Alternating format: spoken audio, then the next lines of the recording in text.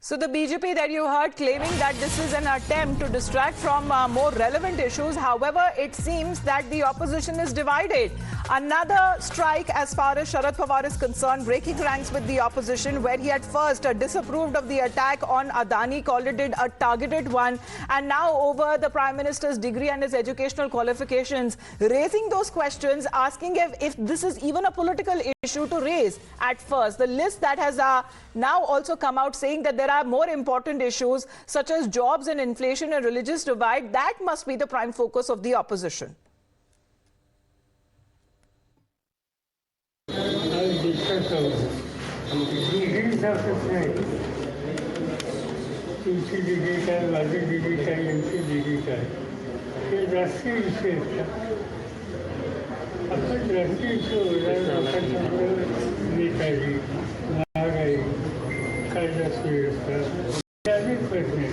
आणि त्याच्या उत्तर या राज्य सरकार केलं पाहिजे, अलगा केलंच पाहिजे.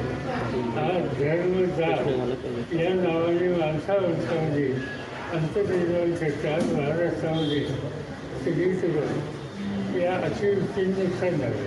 नाशिक जिल्ह्यात द्राक्षाचं नुकसान झालं, कांद्याचं नुकसान झालं.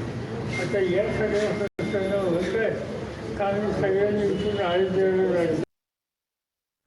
Well, let me go across to न्यामिका now, क्योंकि न्यामिका ये सवाल उठाया जा रहा है, जहां तक शरद पवार से हमने पहले भी सुना, जो वो पूछ रहे थे और ये सवाल उठा रहे थे कि जो अदानी का मुद्दा हो सकता है ये पॉसिबली टारगेटेड वाला हो सकता है. और हमने देखा कि बीते दिनों में पार्लियामेंट को फंक्शन नहीं किया जाना दे रहा. लेकिन अभी भी हम देखिए, अगर प्रधानमंत्री या बाकी जितने बीजेपी लीडर्स की डिग्री दिखाओ कैंपेन जिस तरीके से आम आदमी पार्टी सामने आई है, उसके ऊपर भी सवाल उठाते हुए नजर आ रहे शरद पवार.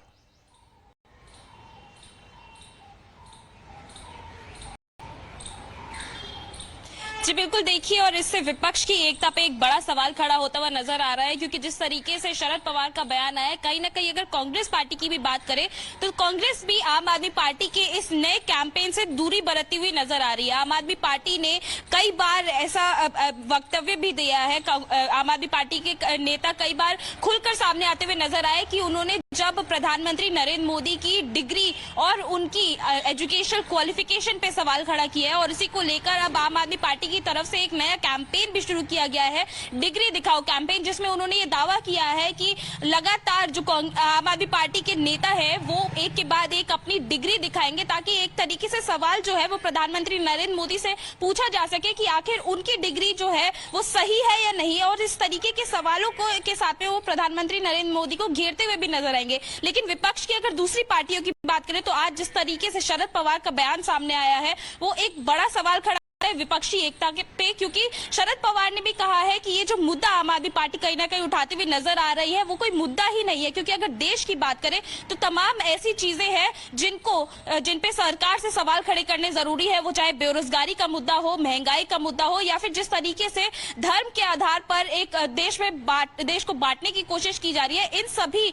मुद्दों को लेकर सरकार को घेरने की कोशिश करनी चाहिए. हालांकि उन्होंने ये भी बात सामने रखी है कि डिग्री को लेकर इस तरीके के सवाल खड़े नहीं करने चाहिए. और अगर कांग्रेस पार्टी की बात करें तो कांग्रेस पार्टी का भी यही कहना है कि जो डिग्री है वो कोई मामला नहीं है, वो कोई मुद्दा नहीं है जिसपे आप सरकार को घेरने की कोशिश कर सकते हैं. तो एक विपक्षी एकता पे सवालिया निशान खड़े करते हैं इस तरीके के बयान जो इस बार शरद पवार ने दिए हैं, या फिर जो कांग्रेस पार्टी की तरफ से भी लगातार दिए जा रहे हैं. क्योंकि आम आदमी पार्टी जिस तरीके से इस पूरे मामले को बड़ा करती हुई नजर आ रही है, लगातार कैंपेन चलाए जा रहे हैं आम आदमी पार्टी की तरफ से, वो यही कोशिश करने की कोशिश कर रहे हैं प्रधानमंत्री नरेंद्र मोदी की एजुकेशनल क्वालिफिकेशन पर सवाल खड़ा किया जा सके. चीफ मिनिस्टर की भी अगर बात करें तो अरविंद केजरीवाल की तरफ से भी लगातार इस तरीके के बयान दिए गए हैं. उन्होंने भी यही कहा है कि हमारा जो देश है वो एक पढ़े लिखे प्रधानमंत्री को डिजर्व करता है. और इसी तरीके के पोस्टर्स भी लगाए गए थे आम आदमी पार्टी की तरफ से पिछले कुछ दिनों में, जिस तरीके से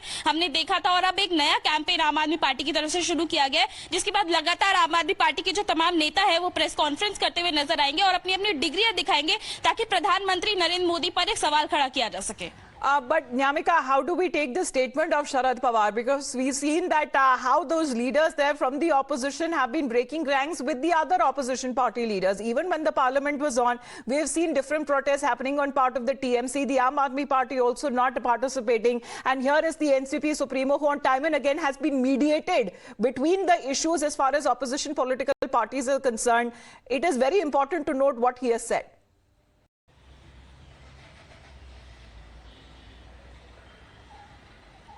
Well, absolutely, as the statement which was being given by Sharad Pawar earlier also regarding the Adani matter, that also came as a surprise for the other opposition parties, because we have seen that how all the opposition leaders, opposition MPs had come together and they had continuously raising a demand that there should be a JPC probe on the Hindenburg report matter, and we have seen various protests taking place within the house as well as outside the house. But after the statement which was being given by the NCP Supremo Sharad Pawar, he had said that it seems like the report which had been given by the Hindenburg seems like it was targeted, and he had also mentioned that there is no need of JPC probe regarding this entire matter. So that comes as a question on the opposition unity, because we have seen that how the 19 opposition parties had repeatedly asking the central government to do a JPC probe on the Hindenburg report matter. They had also slammed the central government by saying that it might be that many of the ruling party leaders were also being involved in this entire scam, and that was the reason why they are not ready to hold a JPC well, it probe. remains to be seen how the opposition parties will be taking that statement of Mr. Sharad Pawar there. But on the previous occasion, the BJP is already welcomed as far as Sharad Pawar's opinion and take has been on the Adani issue.